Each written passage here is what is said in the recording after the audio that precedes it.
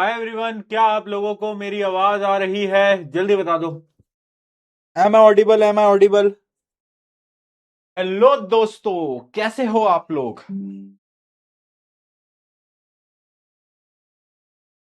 क्या आप लोगों को मेरी आवाज आ रही है? एक मिनट देना जरा। एक मिनट, जस्ट अ मिनट। चलो, बहुत बढ़िया। Am I Audible?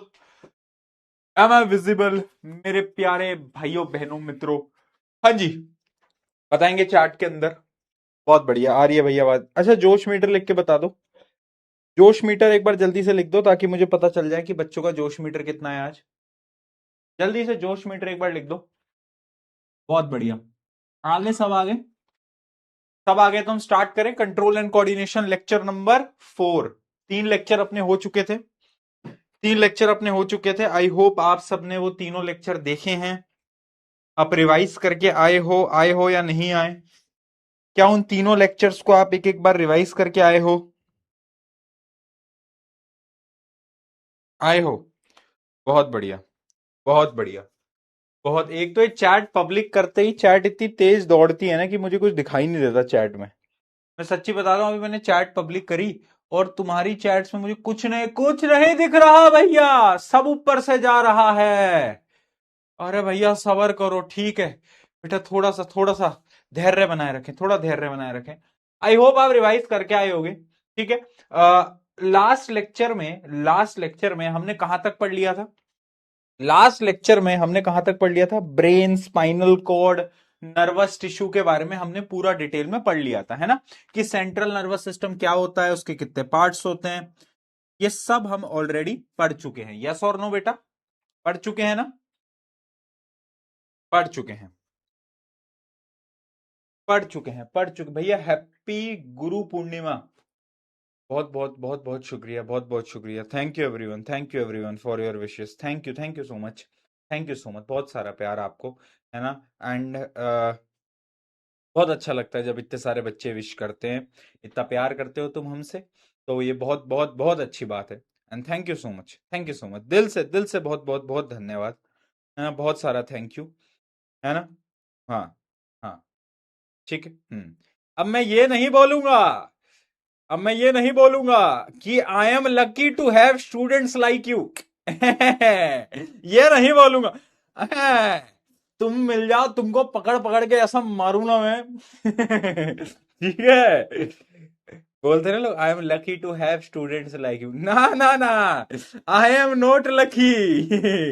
ये ये जानवर हैं, इनकी चैट देखिए कभी। ये जानवर, ये बच्चे नहीं है। चलो यार, थैंक यू सो मच, मजाक कर रहा हूँ। Love you all, love you all. चलो, नर्वस टिश्यूज हमने सारे पढ़ लिए थे। Central nervous system, peripheral nervous system, spinal cord, brain, सब हमने डिटेल में पढ़ लिया था। ठीक है। अब एक एक जस्ट एक टॉपिक है जो कि मैं आपको थोड़ा एक्स्ट्रा नॉलेज के लिए बता रहा हूं। और वो टॉपिक पता है क्या है? टॉपिक ये है कि ये जो नर्वस टिश्यूज थे, ये काम कैसे करते हैं। यानी हमें ये पता है कि न्यूरॉन्स जो है वो सिग्नल को ट्रांसमिट करते हैं, ये बात सबको पता है, ये बात सबको पता है। लेकिन कैसे करते हैं ट्रांसमिट? क्या तुम इस चीज को सोच पाए कि आखिर न्यूरॉन सिग्नल्स को कैसे ट्रांसमिट करते हैं? बताओ, कैसे ट्रांसमिट करते हैं? सोच पाए, सोच पाए। न्यूरॉन्स किसकी फॉर्म में करते हैं बेटा? न्यूरॉन्स इलेक्ट्रिकल फॉर्म में सिग्नल्स को ट्रांसमिट करते हैं, ठीक है? अब मान लो वो सिग्नल आया दिमाग से मेरे मसल तक, है ना? अब मुझे एक बात बताओ, वो मसल मूव कैसे करेगा? How will that muscle move? Chemical signal muscle पे चले गए, अब वो मसल मूव कैसे कर रहा है? आखिर ऐसा क्या फिनोमिना हो रहा है? तो समझना बेटा, हाउ मसल सेल मूव। तो इसका रीजन क्या है?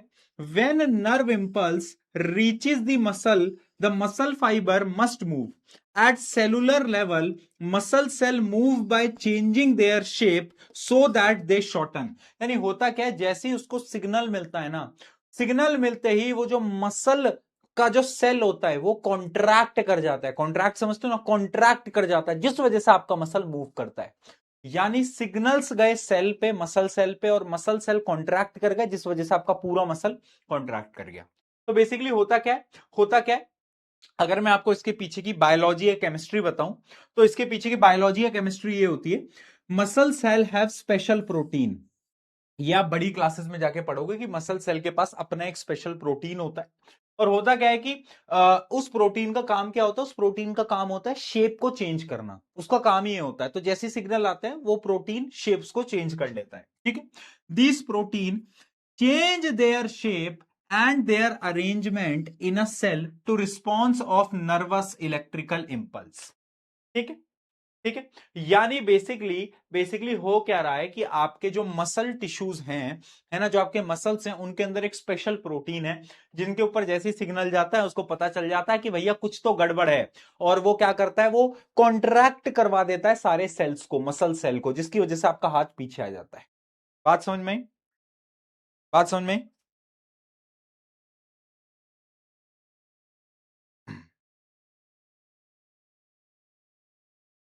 कॉन्ट्रैक्टाइल प्रोटीन अभी डिटेल में पढ़ने की जरूरत नहीं है बेटा, अभी आपके सिलेबस में नहीं है तो आपको उतना पढ़ने की जरूरत नहीं है, बड़ी क्लासेस में पढ़ोगे, है ना। 11th या 12th के अंदर आप जब बायो अगर आप लेते हो तो वहां पे आपको पढ़ाया जाएगा, अभी आपको पढ़ने की बिल्कुल भी जरूरत नहीं है।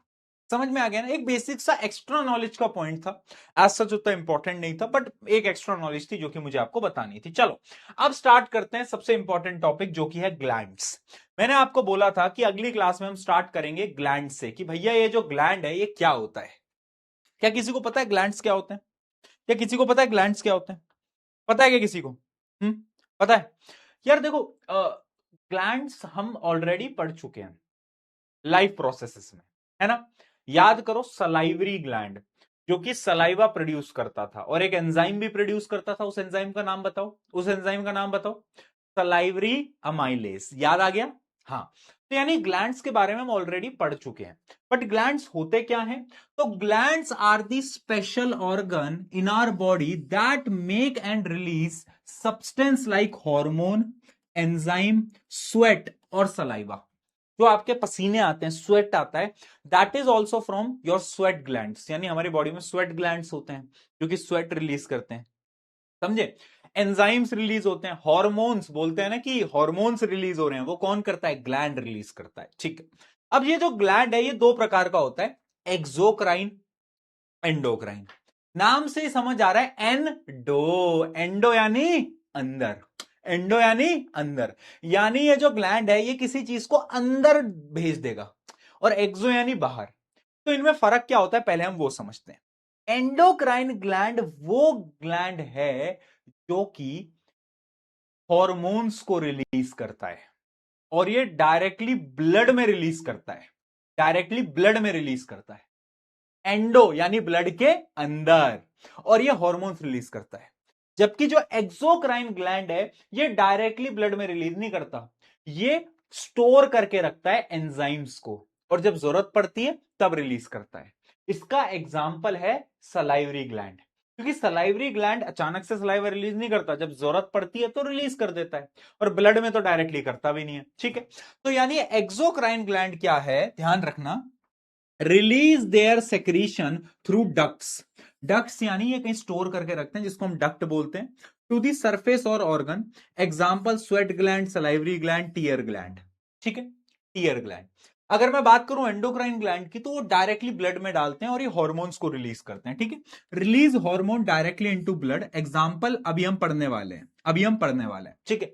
इस चैप्टर में सिर्फ और सिर्फ जो हमें पढ़ना है वो है एंडोक्राइन ग्लैंड, यानी हमें उन ग्लैंड्स के बारे में पढ़ना है जो कि हार्मोन्स रिलीज करते हैं।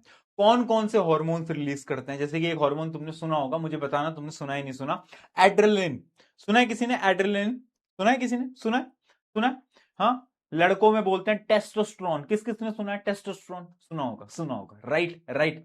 तो वही सारे क्या हैं, उन उन सारे हार्मोन्स को रिलीज करते हैं एंडोक्राइन ग्लैंड।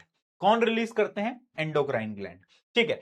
एंडोक्राइन और एक्सोक्राइन ग्लैंड का एक ही छोटा सा डिफरेंस है, जरा इसको एक बार रीड करो, मैं पानी पी लेता हूं।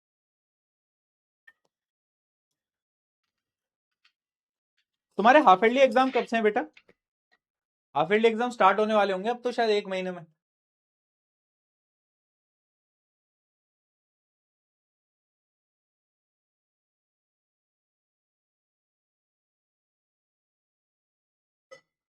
है ना? अब तो आपके हाफ ईयरली एग्जाम स्टार्ट होने वाले होंगे मेरे हिसाब से, कुछ बहुत सारे बच्चों के हो भी गए होंगे। सितंबर, हाँ वही मैं कह रहा हूँ, टाइम आ गया है ना हाफ ईयरली एग्जाम्स का, तो अब ये वाला टाइम तो हाफ ईयरली एग्जाम्स का है।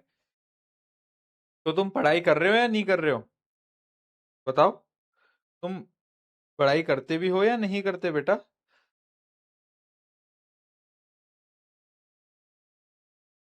प्लीज कर लिया करो।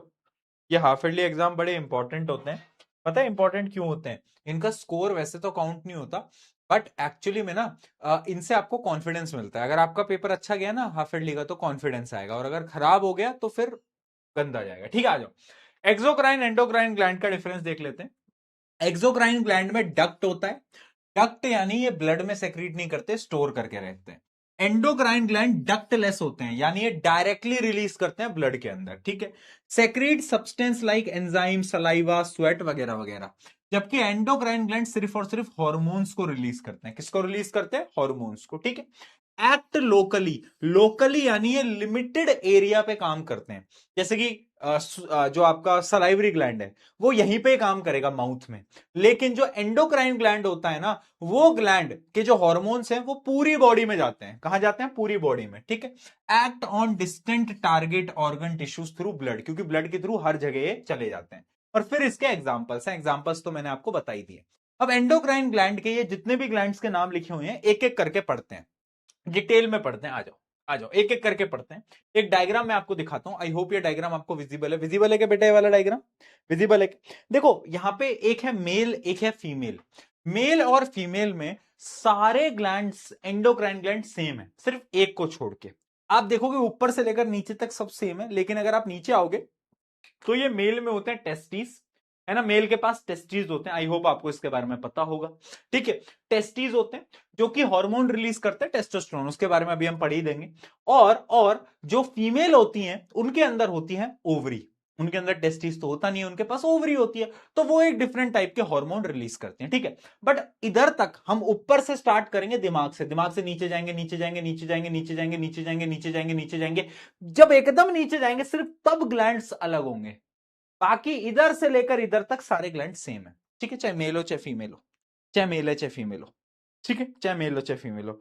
बेटा पढ़ा ला, बेटा मत करो, मत करो, मार खा जाओगे, मार खा जाओगे। चलो डेफिनेशन देखते हैं हॉर्मोन्स की। तो अब हम क्योंकि ग्लैंड्स पढ़ने वाले हैं, तो पहले देखते हैं कि जो ग्लैंड्स हॉर्मोन्स रिलीज कर रहे हैं, ये हॉर्मोन्स होते क्या हैं।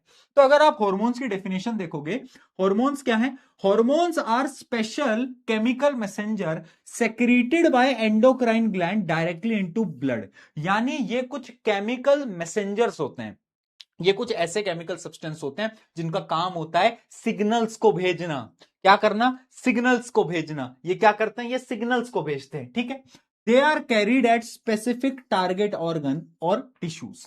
ठीक है, ये हमारी बॉडी की बहुत सारी एक्टिविटीज को कंट्रोल कर रहे होते हैं। यानी हॉर्मोन्स कुछ ऐसे केमिकल्स हैं जो कि हमारी बॉडी की बहुत सारी एक्टिविटीज, अभी आप देखोगे तो आपको शॉक लगेगा कि हार्मोन कितनी सारी एक्टिविटीज को कंट्रोल करता है। अब सवाल यह आता है कि वाई हॉर्मोन्स आर नीडेड। इस क्वेश्चन के ऊपर पहले मैं आपको ये पूरा पढ़ा देता हूं कि कौन कौन से टाइप के हार्मोन आपकी बॉडी में है, फिर मैं आपको इसका आंसर दूंगा कि वाई हार्मोन इज नीडेड, क्योंकि तब आपको समझ में आएगा। ठीक है, आ जाओ, स्टार्ट करते हैं दिमाग से। चलो दोस्तों दिमाग खोल लो दोस्तों दिमाग खोल लो। चलो भाई, जिस जिसके पास दिमाग है जरा अपना दिमाग खोल लो फटाफट। दिमाग खोल लो। दिमाग अगर होगा तो खोलोगे, अगर नहीं है तो दिमाग नहीं खोल पाओगे। बताओ यार, जल्दी बोलो, जल्दी बोलो बेटा। खोल लिया दिमाग? चलो बहुत बढ़िया। क्योंकि दिमाग के अंदर है एक ऐसा ग्लैंड जो कि आपके लिए सबसे इंपॉर्टेंट होता है, जिसको हम बोलते हैं पिट्यूटरी ग्लैंड। किसको क्या बोलते हैं? Pituitary gland. तो ब्रेन में एक ग्लैंड होता है pituitary gland, very very very important. अब ये जो ग्लैंड है, ये पता है कौन से हार्मोन को रिलीज करता है? ये रिलीज करता है बेटा ग्रोथ हार्मोन। ग्रोथ हार्मोन का नाम से समझ आ रहा है कि ये हमारी ग्रोथ को कंट्रोल करेगा। इसको? ग्रोथ को, है ना। तो यानी अगर पिट्यूटरी ग्लैंड ग्रोथ हार्मोन को ज्यादा रिलीज करेगा, बचपन में अगर तुम्हारा ग्रोथ हार्मोन ज्यादा रिलीज हो गया तो तुम्हारी हाइट बहुत बढ़ जाएगी, तुम्हारा शरीर बहुत बड़ा हो जाएगा। बट अगर आपने देखा हो कुछ जो लोग होते हैं जिनकी हाइट छोटी रह जाती है, प्रॉब्लम पता है क्या होती है? कि उनका जो पिट्यूटरी ग्लैंड है उसमें से जो ग्रोथ हार्मोन रिलीज होने थे वो कम रिलीज हुए, जिसकी वजह से उनकी हाइट छोटी रह गई, थोड़ी सी फिटनेस वाइज भी थोड़े वो श्रिंक हो गए। तो रीजन एक्चुअली में वो नहीं है, रीजन है उनके दिमाग का पिट्यूटरी ग्लैंड। तो जो ग्रोथ होती है इसको कंट्रोल करता है पिट्यूटरी ग्लैंड। ठीक है, पिट्यूटरी ग्लैंड पता है कहां होता है? जस्ट बिलो दी ब्रेन, यानी ब्रेन के एकदम नीचे के हिस्से में होता है, यानी यहां पे ये देख रहे हो, इस जगह पे, इस जगह पे ये आपका पिट्यूटरी ग्लैंड, ये आपका पिट्यूटरी ग्लैंड। ठीक है, इस जगह पे पिट्यूटरी ग्लैंड होता है। फंक्शन क्या है? Regulates growth and development of the body, पहला। Stimulates growth in different organ, different different organs की भी ग्रोथ के लिए काम करता है। अब देखो यहां पर ना दो चीजें होती हैं, दो बीमारी आप बोल सकते हो। एक बीमारी होती है जाइजेंटिज्म और एक होती है डॉर्फिज्म। जाइजेंटिज्म जैसे खली, खली इतना बड़ा हो गया, इतना बड़ा हो गया कि भाई वो एक जाइंट हो गया, तो उसको हम बोलते हैं जाइजेंटिज्म। और एक होता है ड्वार्फिज्म, ड्वार्फिज्म यानी जो होते हैं ना जिनकी हाइट बहुत ही छोटी रह जाती है, बहुत ही छोटी रह जाती है, देखा है तुमने तो ये दोनों बीमारियां हैं एक तरीके से। तो इन दोनों का रीजन क्या है? यही है, ग्रोथ हार्मोन। ठीक है, तो ड्वार्फिज्म में a person having deficiency of growth hormone in childhood remains very short and becomes a dwarf. तो गलती किसकी है? गलती चाइल्ड की नहीं है, गलती पिट्यूटरी ग्लैंड की है। पिट्यूटरी ग्लैंड ने कम ग्रोथ हार्मोन को रिलीज करा होगा। अगर मैं बात करता हूं जाइजेंटिज्म की, a person with excess of growth hormone becomes very tall, जैसे कि ग्रेट खली, जैसे कि ग्रेट खली।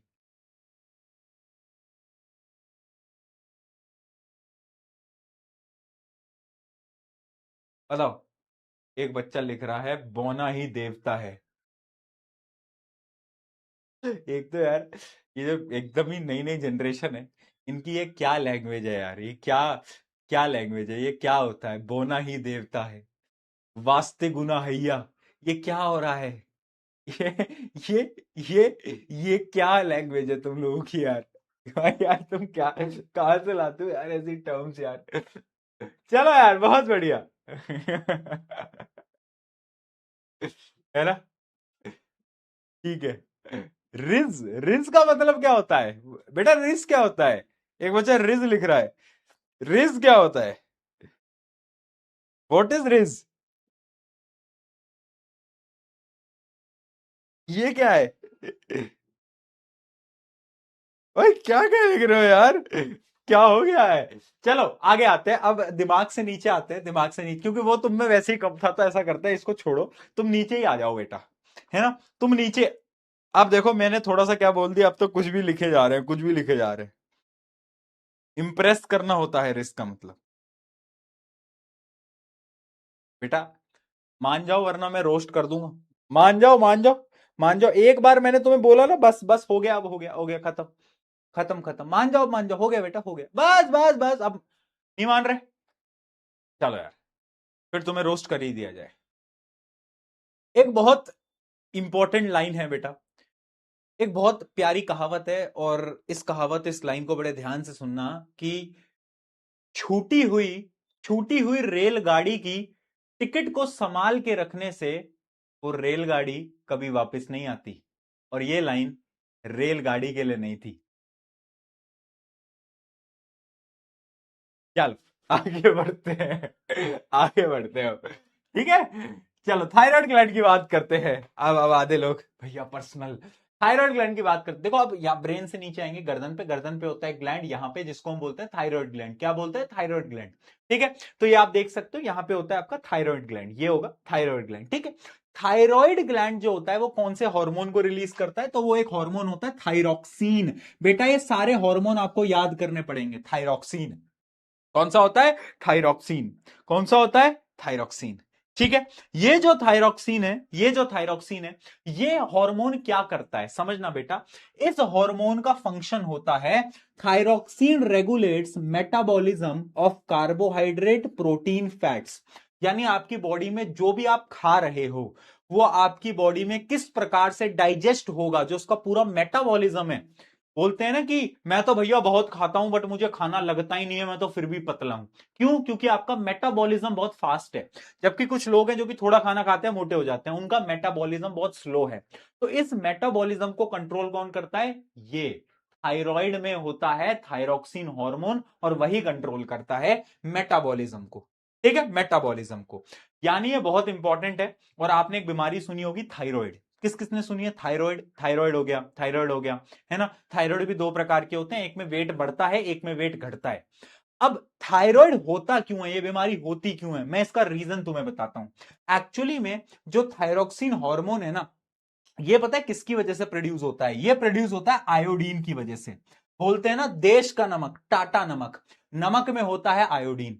अगर आपकी बॉडी में आयोडीन की कमी हो गई बेटा, तो पता है क्या होगा? थायरोक्सिन हार्मोन नहीं बनेगा। थायरोक्सिन हार्मोन नहीं बनेगा तो आपके साथ प्रॉब्लम्स हो सकती हैं। इसलिए बोला जाता है थोड़ा बहुत नमक सब्जियों में डाल के खाना चाहिए, उससे आयोडीन मिलता है। बट अब दिक्कत यह है कि आजकल ना लोग रॉक सॉल्ट खाते हैं, अलग अलग सॉल्ट खाते हैं जिनमें आयोडीन नहीं होता।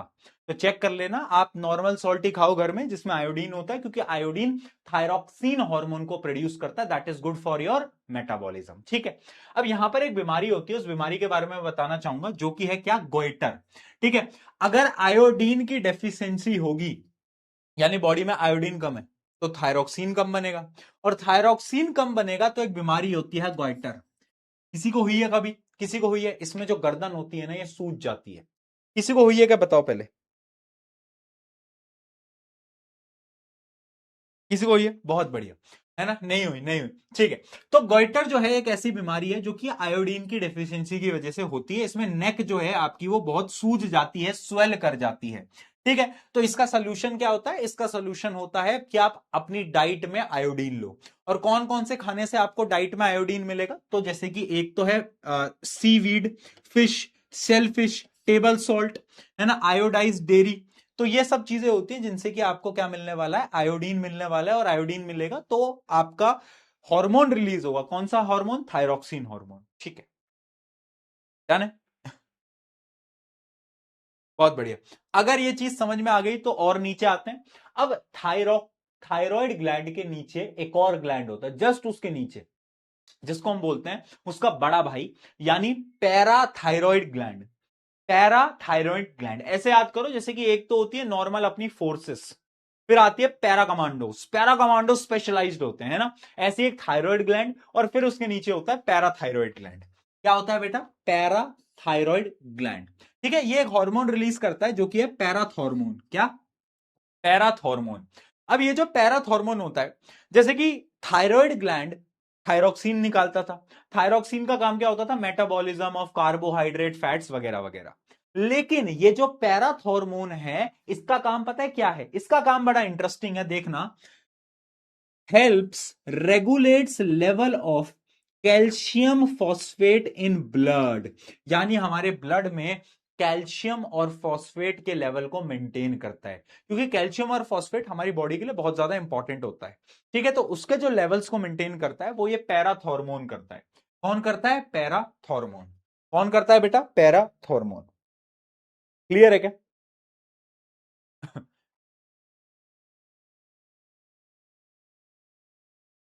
Out of syllabus? मुझे पता है बेटा ये एनसीईआरटी में नहीं है पैराथ हार्मोन, बट पैराथ हार्मोन से कभी कभार क्वेश्चन आ जाते हैं। जितना मैं पढ़ा रहा हूं मुझ पे भरोसा रख लिया करो यार। यार तुम यार, इतने साल हो गए पढ़ाते पढ़ाते, अब भी एक बच्चा क्लास में आके भैया ये तो आउट ऑफ सिलेबस है। अरे यार मैं बहुत साल से पढ़ा रहा हूँ मेरे भाई, मुझ पे थोड़ा तो विश्वास रख लो यार तुम यार। है फिर वही बात, फिर वही बात। चलो नीचे आते हैं, गर्दन से नीचे आते हैं। गर्दन से नीचे डिंग डिंग डिंग डिंग डिंग डिंग डिंग डिंग डिंग डिंग डिंग डिंग डिंग डिंग डिंग डिंग, यहां आ गए। यहां पर जो है, यहां पर आ गए तो आपके यहां चेस्ट है। इस चेस्ट के बीच में एक ग्लैंड होता है, जिस ग्लैंड को हम बोलते हैं बेटा थाइमस ग्लैंड। क्या बोलते हैं? Thymus gland. और ये हार्मोन रिलीज करता है थाइमस हार्मोन। कौन सा? Thymus hormone. ये आप देख सकते हो चेस्ट के बीच में, ये है था। अब इसका काम पता है क्या होता है? ये थाइमस हार्मोन ना हमारी बॉडी को इम्यूनिटी देता है। जब आपकी एज बहुत छोटी होती है ना, तब ये थाइमस ग्लैंड बहुत बड़ा होता है, क्योंकि जब आप छोटे होते हो ना तो आपको इम्यूनिटी चाहिए होती है ना, प्रोटेक्शन चाहिए होती है। बट जैसे जैसे एज बढ़ती जाती है तो श्रिंक होता जाता है, श्रिंक होता जाता है, श्रिंक होता जाता है। क्यों?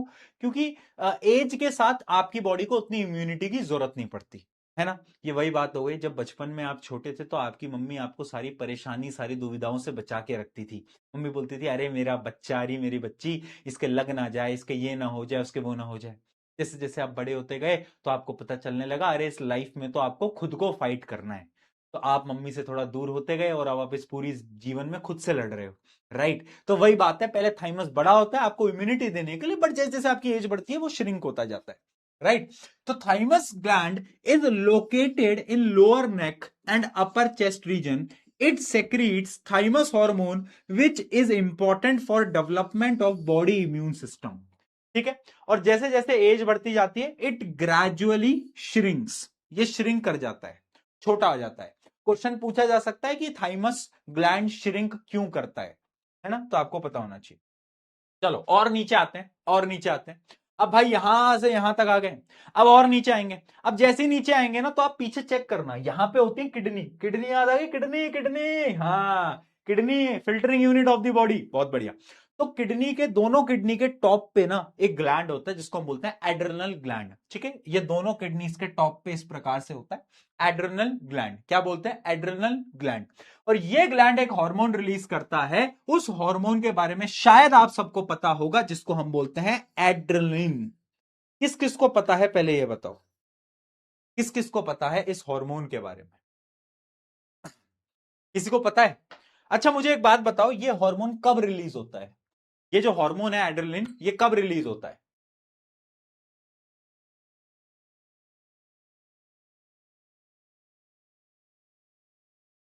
बहुत बढ़िया।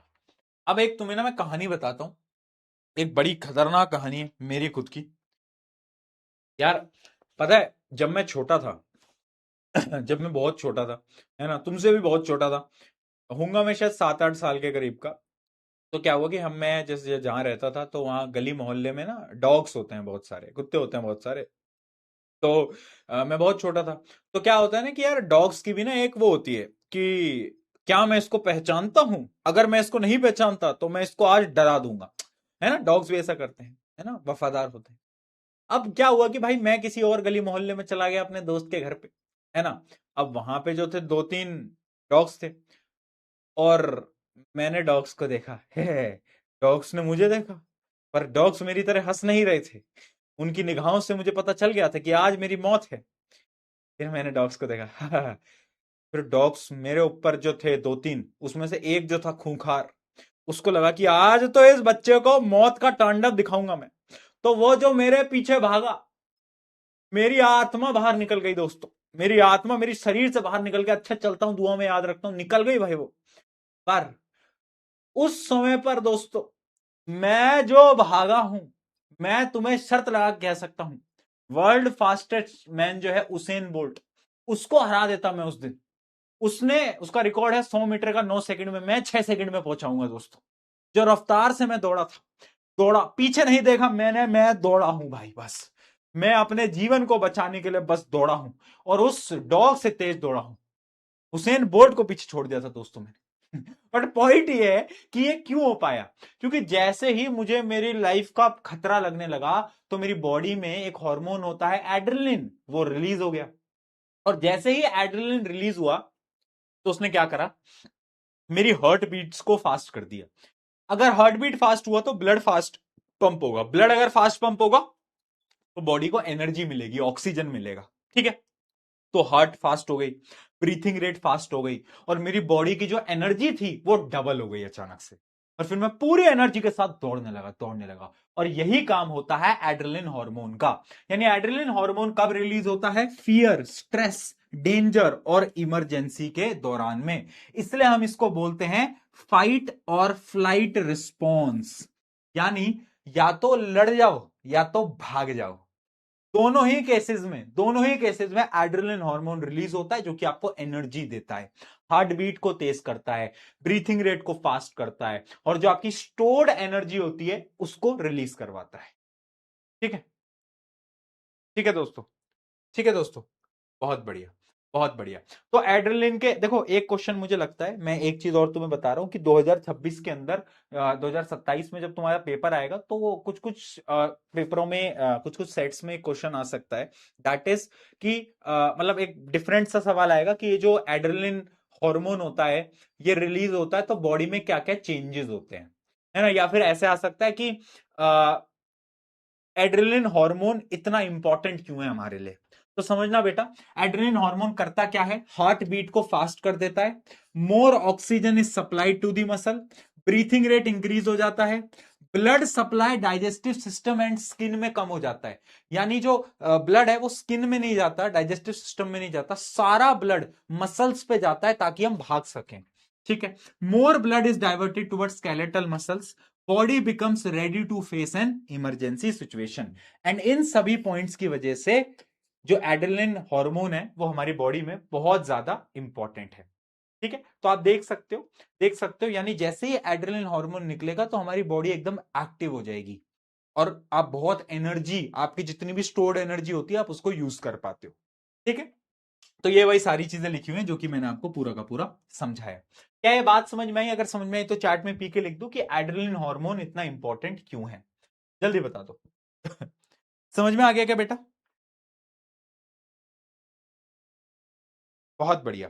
अब अगला पॉइंट क्या है, अगला पॉइंट समझना बेटा, अगला है पेनक्रियास। अब किडनी में देख लिया हमने एड्रेनलिन हार्मोन है जिसको फाइट और फ्लाइट बोलते हैं, है ना। अब नीचे आओगे तो पेनक्रियास होता था। याद करो, खाना बाहर जाता था स्टमक से, खाने को दो अंडे मिलते थे। कौन कौन मिलते थे?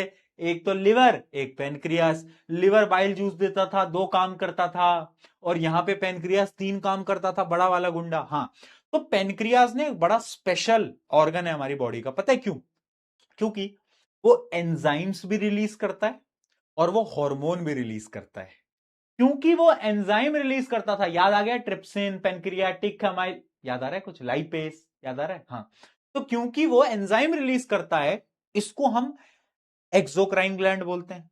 और आज हम पढ़ेंगे कि वही पेनक्रियास हार्मोन भी रिलीज करता है, इसलिए हम उसको एंडोक्राइन ग्लैंड भी बोलते हैं। यानी पेनक्रियास जो है ये क्लास का वो इंसान है जो कि स्पोर्ट्स में भी अच्छा है, पढ़ाई भी अच्छी करता है, एंडोक्राइन भी है, एक्सोक्राइन भी है दोस्तों, दोनों काम कर लेता है अपना दोस्त।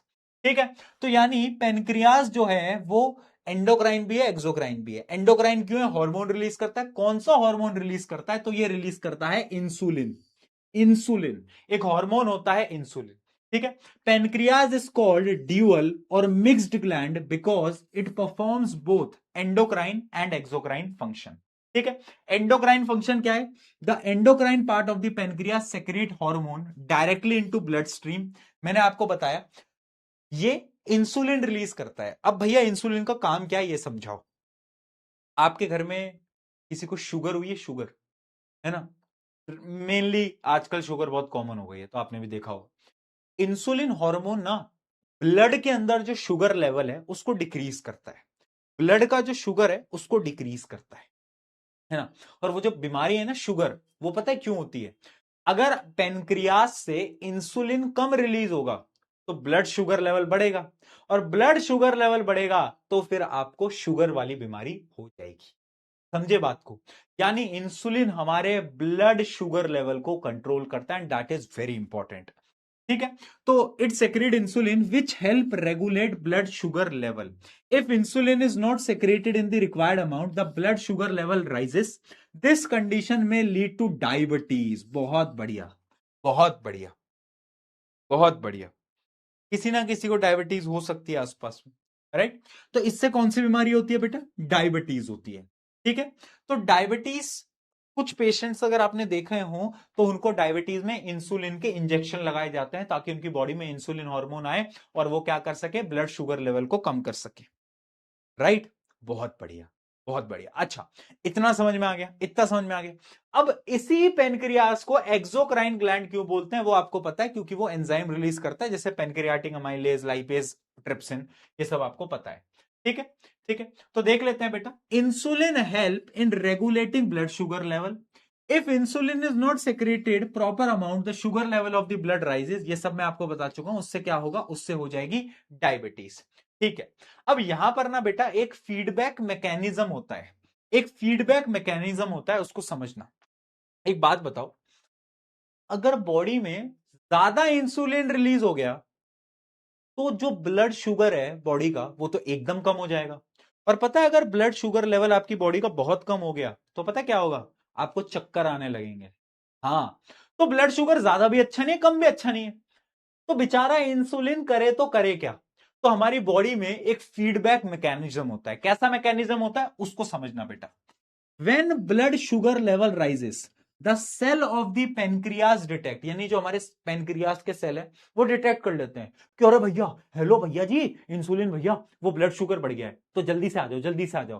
तो क्या होता है, इंसुलिन रिलीज हो जाता है, the pancreas respond to producing more insulin. ठीक है, as the blood sugar level falls insulin secretion is reduced, insulin को फिर वो रोक देते हैं जैसे ही, है ना। और इसी प्रोसेस को हम बोलते हैं फीडबैक मैकेनिज्म।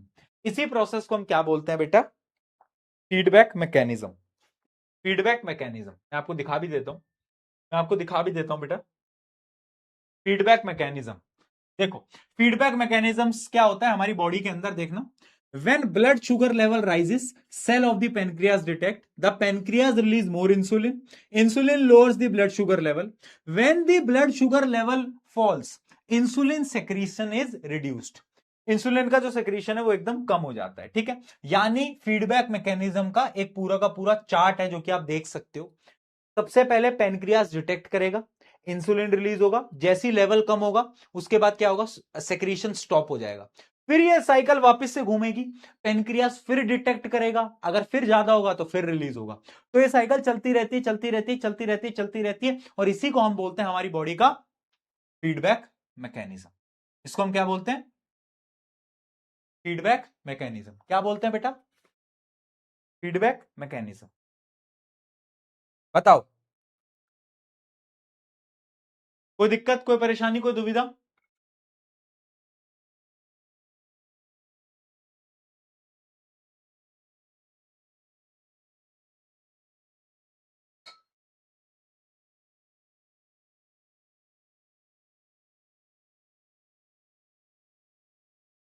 बोलो जल्दी।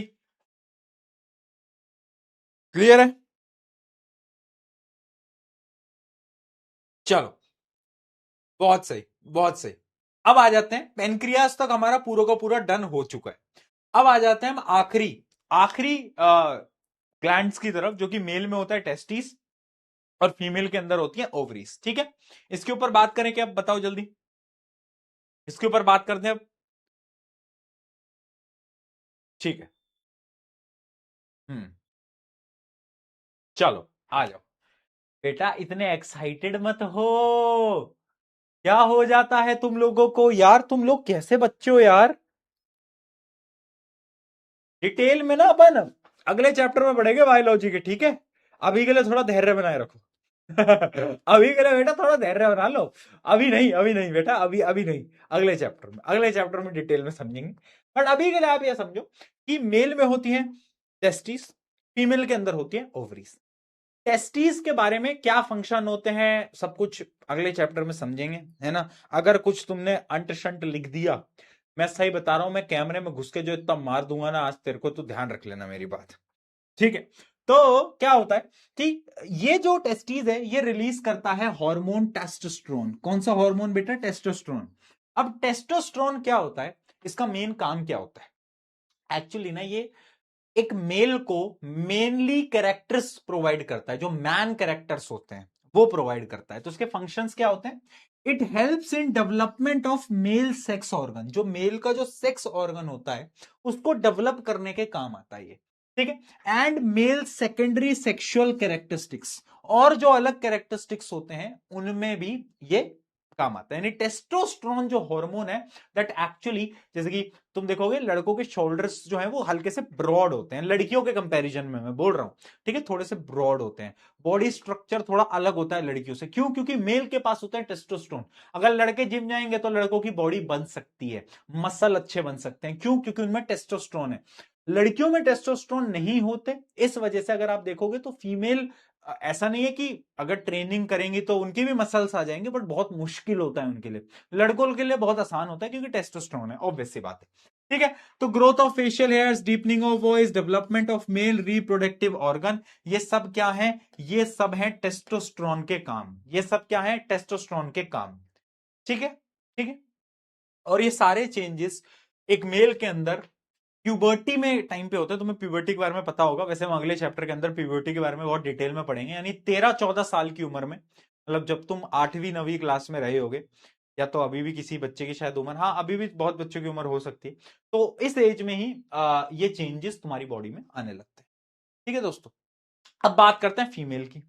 अब बात करते हैं, देख रहे हो दोस्तों, जैसे ही टॉपिक लगा ये वाला तो कैसे बच्चों एकदम वो हो गए, पहले ऐसे देख रहे थे, अच्छा ठीक है भैया आगे बढ़ो, अच्छा अच्छा भैया, अच्छा ऐसा है, ऐसा है भैया, एकदम फोकस्ड हो गए। अब बोलने की जरूरत नहीं मुझे कि फोकस रहो, सारा फोकस यही हो रखा है।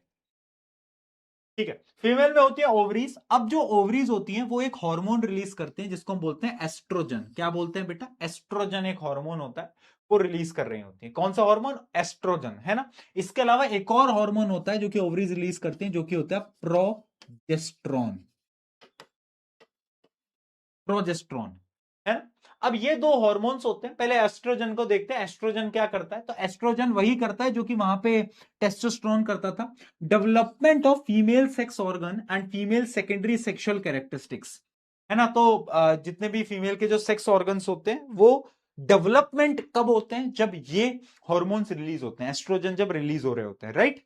एस्ट्रोजन जब रिलीज हो रहे होते हैं, ठीक है। जैसे कि development of breast, widening of हिप्स, development of female reproductive organs, ये सारी चीजें जो हैं ये हो रही होती हैं कब? इस एज में जिसको हम बोलते हैं प्यूबर्टी, है ना। प्यूबर्टी की जो उम्र होती है उसके अंदर हो रहा होता है। प्यूबर्टी के बारे में डिटेल में अगले चैप्टर के अंदर मैं आपको पढ़ा रहा हूं, तो अभी के लिए शांत बैठे रहोगे, ठीक है ना। अगले चैप्टर में प्यूबर्टी के बारे में जान लेंगे। अभी बस आप इतना समझो कि जो एस्ट्रोजन है क्या करता है। अच्छा, ये जो प्रोजेस्ट्रॉन है ना, ये क्या करता है इसके बारे में मैं तुम्हें बता देता हूं। वैसे एनसीईआरटी में नहीं लिखा है तो आपको पढ़ने की जरूरत नहीं है, आउट ऑफ दी सिलेबस हो जाएगा, बट फिर भी ये हार्मोन रिलीज होता है ड्यूरिंग प्रेगनेंसी। ड्यूरिंग, जब एक फीमेल प्रेग्नेंट होती है उस समय पर यह हार्मोन रिलीज होता है, प्रोजेस्ट्रॉन। ठीक, प्रोजेस्ट्रॉन, गॉट इट। प्रोजेस्ट्रॉन तब रिलीज होता है, ठीक है। ठीक है जी, बहुत बढ़िया। बेटा हंस ले जितना तेरे को हंसना है, उससे कुछ होना तो फिर भी नहीं है।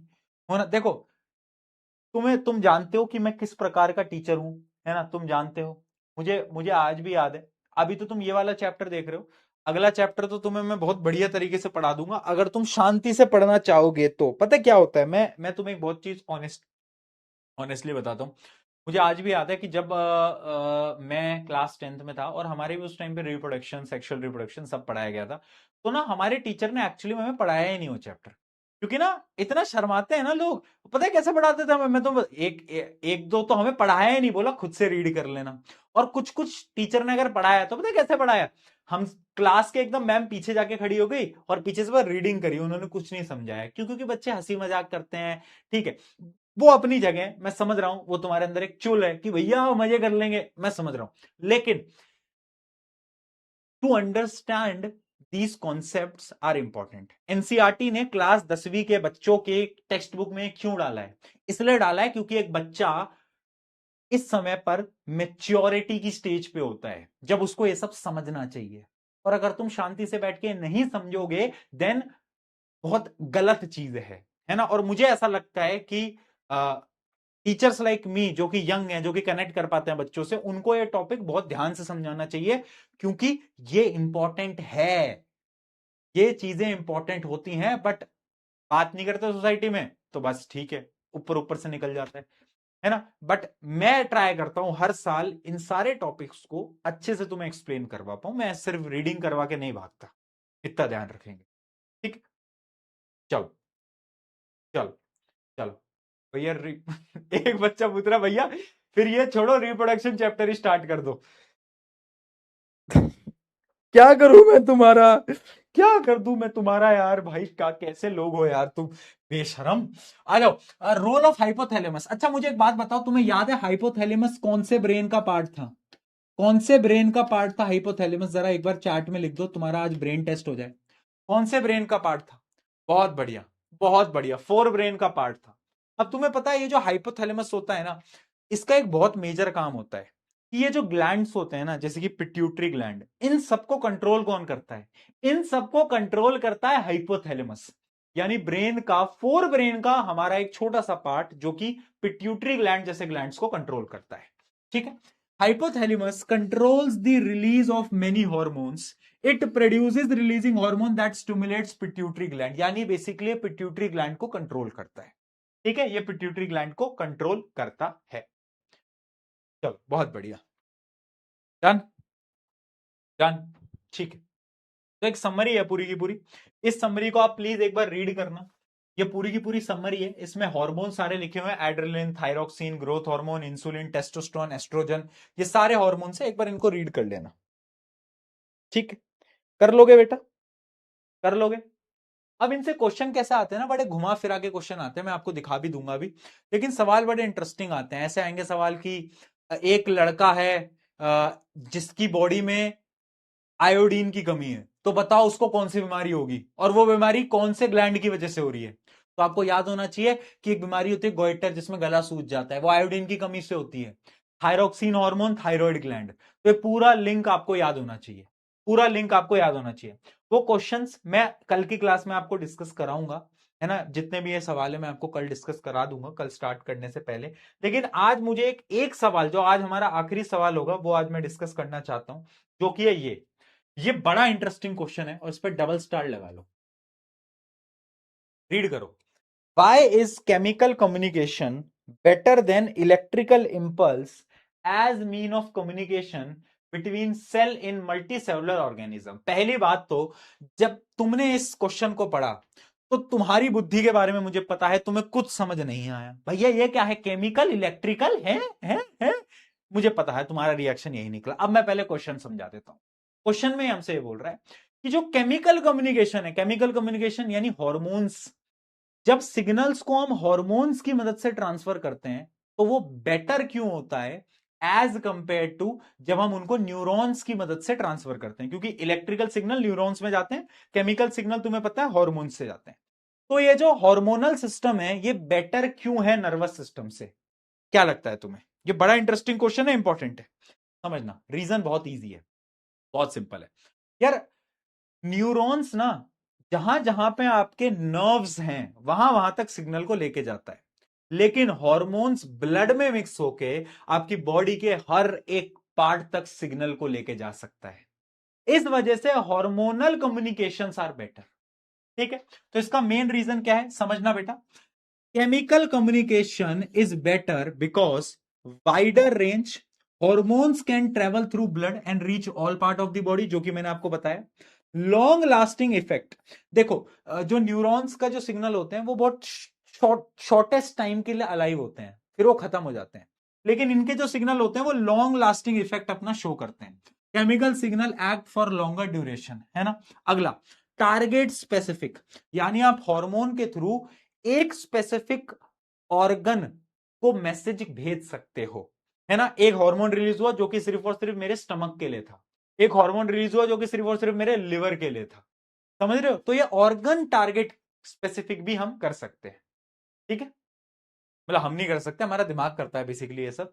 बट इसके तीन ये काम तुम्हें याद रखने, कि जो केमिकल कम्युनिकेशन है यानी हार्मोनल कम्युनिकेशन, वो बेटर इसलिए है, wider range, long lasting effect और टारगेट स्पेसिफिक. ये तीन चीजें आपको याद होनी चाहिए. डन. डन है. बहुत बढ़िया, बहुत बढ़िया दोस्तों. ठीक है, ये बस तुम्हें याद रखना है. अब मैं आपको कुछ होमवर्क क्वेश्चन दे रहा हूं. होमवर्क क्वेश्चन मैं आपको दे रहा हूं, जितने भी इसके आगे के आज क्वेश्चंस हैं वो सारे के सारे आप एक बार ट्राई करना. कल की क्लासेस में हम डिस्कस कर लेंगे, है ना. जितने भी आगे क्वेश्चंस हैं वो सारे के सारे आपके होमवर्क रहेंगे आज के, है ना, जो कि आप कल की क्लास में करके लाओगे. कल हम इसको डिस्कस करेंगे क्वेश्चंस को, and then we will start हमारे इस चैप्टर का आखिरी टॉपिक, जो कि है प्लांट्स. अभी तक हमने एनिमल्स के बारे में सब समझ लिया है, अब हमें पढ़ना है प्लांट्स के बारे में, कि जो प्लांट्स होते हैं वो कैसे कम्युनिकेट करते हैं, सिग्नल्स को कैसे ट्रांसमिट करते हैं. That will study tomorrow. Same time, same जगह, सेम टाइम सेम जगह. बताओ दोस्तों, मिल जाएंगे फिर कल. अब बताओ, कोई प्रॉब्लम, कोई समस्या, कोई समस्या, कोई प्रॉब्लम है तो अभी बता दो. चलो बोलो जल्दी.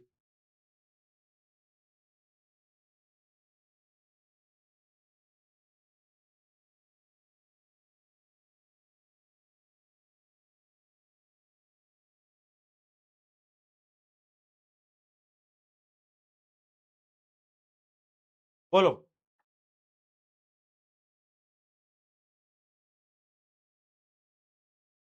भैया स्टोरी टाइम, शायरी टाइम। शायरी टाइम क्या है भाई? शायरी टाइम क्या होता है?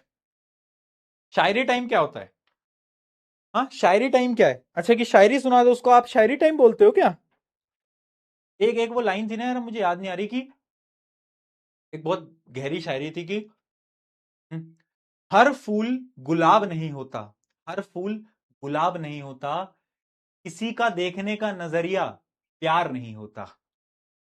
और हर प्यार, हर प्यार में आप पढ़ तो जाओ, लेकिन हर एक प्यार आपके नसीब में नहीं होता। क्या बात, क्या बात है। क्या बात है, वाह यार। ठीक है, क्या कह रहे हो? वाह वाह वाह वाह, क्या बात है। स्टोरी टाइम, स्टोरी टाइम कर देंगे, आज बहुत दिन हो गए यार। क्या कहते हो, 2 मिनट, 2 मिनट है तुम्हारे पास? स्टोरी टाइम कर दें? आज स्टोरी टाइम कर दें, बहुत टाइम हो गया है।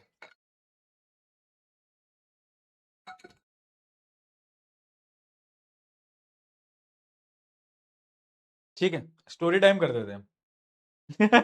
ठीक है, कौन सी स्टोरी सुनोगे? कॉलेज की? अच्छा, एक एक चीज बताता हूँ मैं, मतलब ये थोड़ी सी ऐसी फनी स्टोरी नहीं है, थोड़ी सीरियस है। बट पता है तुम्हें, जब मैं अपने कॉलेज में गया था ना, तब से ना मैंने घर पे पैसे लेने बंद कर दिए थे। जैसे कि क्या होता है कि आप जब छोटे होते हो, स्कूल में होते हो, तो आप कभी इधर उधर जा रहे हो, दोस्तों के साथ कभी बाहर जा रहे हो, तो आप मम्मी पापा से पैसे लेते हो, राइट? सब लेते हैं। बट जब मैं अपने कॉलेज में गया था ना, तो मैंने ना एक अपने अंदर से ही सोचा था कि मैं ना अपने मम्मी पापा से कभी पैसे नहीं लूंगा। क्यों?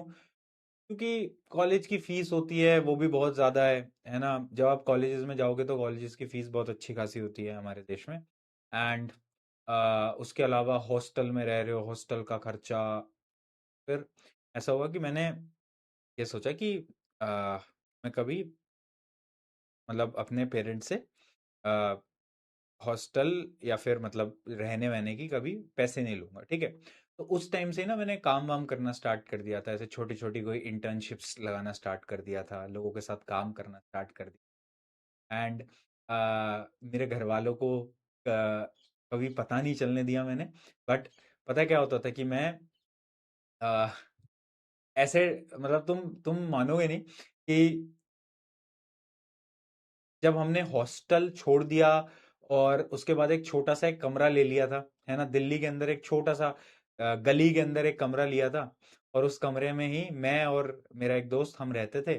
और वहीं से ही जो, जैसे मैं पढ़ाने वढ़ाना थोड़ा स्टार्ट कर दिया था उस टाइम पे, तो तब से वहीं से ही मैंने स्टार्ट किया था, एक छोटा सा कमरा, मैं एक लैपटॉप लेके और पढ़ाना वगैरह स्टार्ट कर दिया था। और उस समय पर गर्मियाँ थी, कूलर नहीं था, कूलर खरीदने के पैसे नहीं थे, घर वालों से पैसे लेते नहीं थे। तो मुझे याद है कि मैंने, मेरे दोस्त ने, कैसे हमने वो पंखे चला चला के, है ना, अलग अलग तरीकों से वो गर्मियां निकाली थी। अ, और ऐसा नहीं था कि मैं अगर अपने पेरेंट्स से वो चीज मांगता और वो मना कर देते, वो मना नहीं करते। पता है, आपने कभी एक चीज नोट करी होगी कि आपके पापा ना आपसे कभी किसी चीज, कोई चीज नहीं मांगते आपसे, है ना? क्या आपने कभी देखा है आपके पापा ने नए कपड़े, नए शर्ट, नए जूते, नया फोन कब लिया था आखिरी बार? वो नहीं करते, वो नहीं करते। क्यों? क्योंकि ना, जो एक पिता होता है ना, उनके दिमाग में होता है कि अगर मेरा बच्चा कल को मुझसे एक पूरा आसमान भी मांग लेना, तो मैं उसको मना ना करूं, और उससे ये बोलूं कि अगली सुबह तेरे लिए आसमान भी ला दूंगा। ऐसे ही होते हैं भाई पिता। और मुझे याद है मेरे टाइम पे भी मैं मांग सकता था, बट मुझे ऐसा लगता था यार, पेरेंट्स ने इतना सेक्रीफाइस करा है ना, तो वो खुद से ही करना है। और फिर रहा थोड़े टाइम, चीजें वैसी रही। बट फिर उसके बाद जब आपने काम करना स्टार्ट करा, मैंने पैसे कमाना स्टार्ट करा, यूट्यूब से जब फर्स्ट मनी आया था, उस पे जैसे मम्मी पापा को मैंने गिफ्ट दिए थे। खुद के लिए कुछ नहीं लिया था मैंने, यूट्यूब से पहली पेमेंट शायद 8,000 आई थी, 8,000, तो उस 8,000 में मैंने गिफ्ट दिए थे। बट मैंने खुद कुछ नहीं लिया था उस टाइम पे, राइट? तो जबकि था कि भाई उस कमरे में कूलर लगा देते हैं, ये कर देते हैं, वो कर देते हैं, बट नहीं करा। बट फिर उसके बाद धीरे धीरे धीरे चीजें सही होती गई। एंड फिर तो चीज अलग है। तब फिर तो तुम सबको पता ही है ना। अब तुम सबका प्यार है, भगवान की कृपा है कि अब तो किसी चीज की कमी है नहीं, है ना। बट मुझे ऐसा लगता है, ये स्टोरी मैं तुम्हें क्यों सुना रहा हूँ, मैं तुम्हें इसलिए सुना रहा हूँ, पता है, समटाइम्स इन योर लाइफ एक चीज बहुत जरूरी होती है कि आप चैलेंजेस को फेस करो। अगर आप चैलेंजेस को फेस नहीं करोगे ना बेटा, तो आपको ना कभी मेहनत करने का मन ही नहीं करेगा। कभी कभार ना चैलेंजेस फेस करना इंपॉर्टेंट हो जाता है लाइफ के अंदर। अगर एक सपना है ना तुम्हारा और उसमें मुसीबत आ रही है, तो उस मुसीबत को डट के फेस करो, क्योंकि उससे ना तुम बहुत कुछ सीखते हो। और अगर आज मैं बोल रहा हूं, आज मैं कुछ जीवन में कर पाया हूं, तो वो जो स्ट्रगल्स मैंने देखे थे उस टाइम पे, मैं उस वजह से कर पाया हूं। जनरल की टिकट ले लेके ट्रेन में ट्रेवल किया करते थे, मैं और मेरा एक दोस्त था जो कि मेरे होम टाउन का था। जनरल की टिकट ले लेके, कभी कभार तो वो टिकट भी नहीं होती थी।